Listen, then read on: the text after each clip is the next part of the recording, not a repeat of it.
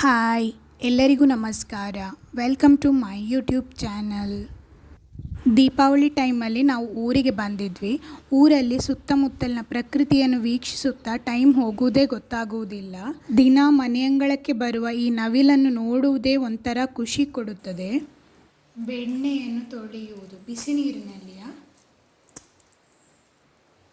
ಬಿಸಿ ನೀರಿನಲ್ಲಿ ಅದ್ದಿ ಬೆಣ್ಣೆ ಹಿಂಗೆ ತೊಳೆಯಬೇಕು. ಎಂತಾಗಿಲ್ಲರೆ ಬೆಣ್ಣೆ ಕೈಗೆ ಹಿಡಿತು ಈ ಥರ 3-4 ಸಲ ತುಳಿಬೇಕು.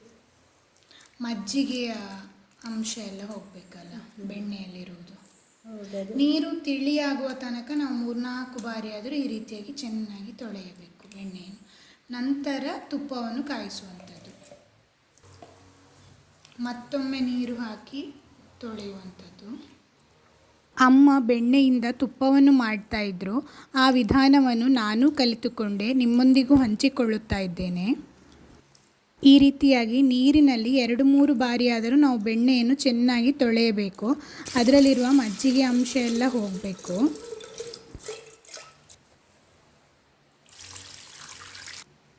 ಈಗ ನೀರು ತಿಳಿಯಾಯಿತು ನೋಡಿ. ಕೈಯನ್ನು ಬಿಸಿ ನೀರಿನಲ್ಲಿ ಅದ್ದಿ ಬೆಣ್ಣೆಯನ್ನು ತೊಳಿತಾ ಇದ್ದಾರೆ.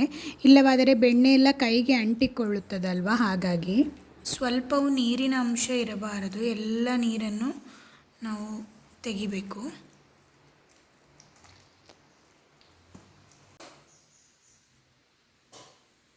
ಬೆಣ್ಣೆ ಎಲ್ಲ ಚೆನ್ನಾಗಿ ಕ್ಲೀನ್ ಆಯಿತು. ಇನ್ನಿದನ್ನೀಗ ಬಿಸಿಯಾಗಲು ಇಡೋಣ.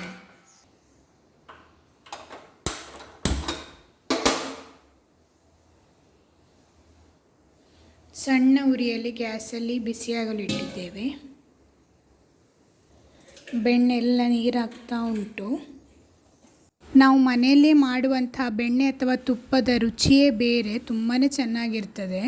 ನಿಮ್ಮ ಮನೆಯಲ್ಲಿ ಯಾವ ರೀತಿಯಾಗಿ ಬೆಣ್ಣೆಯಿಂದ ತುಪ್ಪವನ್ನು ಮಾಡ್ತಾರೆ ಅಂತ ಕಮೆಂಟ್ ಮೂಲಕ ತಿಳಿಸಿ. ನೀವೇನಾದರೂ ಬೇರೆ ವಿಧಾನವನ್ನು ಫಾಲೋ ಮಾಡ್ತಿದ್ರೆ ಅದನ್ನು ತಿಳಿಸಿ.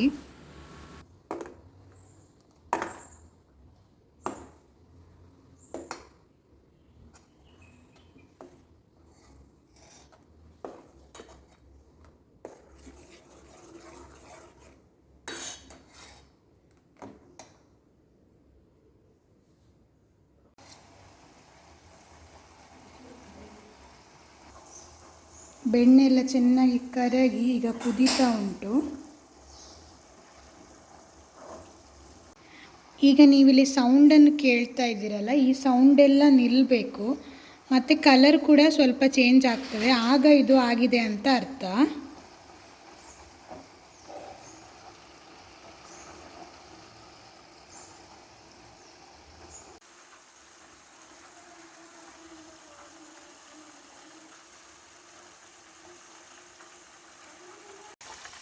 ಸಾಧಾರಣ ಆಗ್ತಾ ಬಂದಿದೆ.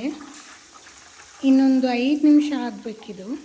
ಕಲರ್ ಈಗ ಚೇಂಜ್ ಆಗಿದೆ ನೋಡಿ, ನಿಮಗೆ ಕಾಣ್ತಾ ಉಂಟಲ್ಲ. ಇದೀಗ ಆಗಿದೆ. ಗ್ಯಾಸನ್ನು ಆಫ್ ಮಾಡ್ತಾ ಇದ್ದೇವೆ. ತಣಿಯಲ್ಲಿ ನಂತರ ನಾವು ಇದನ್ನು ಒಂದು ಪಾತ್ರೆಯಲ್ಲಿ ಹಾಕಿ ತೆಗೆದಿಟ್ಟುಕೊಳ್ಳೋಣ. ಘಮ ಘಮ ತುಪ್ಪ ರೆಡಿ.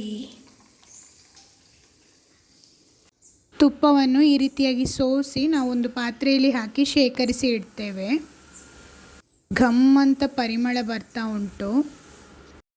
ಕೆಲವೊಮ್ಮೆ ತಳಭಾಗದಲ್ಲಿ ಈ ರೀತಿಯಾಗಿ ವೇಸ್ಟ್ ಇರ್ತದೆ, ಅದನ್ನು ಉಪಯೋಗಿಸುವುದು ಬೇಡ. ತುಪ್ಪವನ್ನು ಮಾತ್ರ ನಾವು ಈ ರೀತಿಯಾಗಿ ಸೋಸಿ ತೆಗೆದಿಟ್ಟುಕೊಂಡ್ರೆ ಆಯಿತು.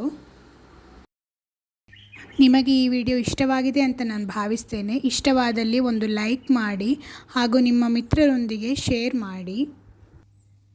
ನವಿಲು ಹೇಗೆ ಕೂಗ್ತದೆ ಅಂತ ಕೇಳಬೇಕಾದ್ರೆ ವಿಡಿಯೋ ಕೊನೆಯ ತನಕ ನೋಡಿ.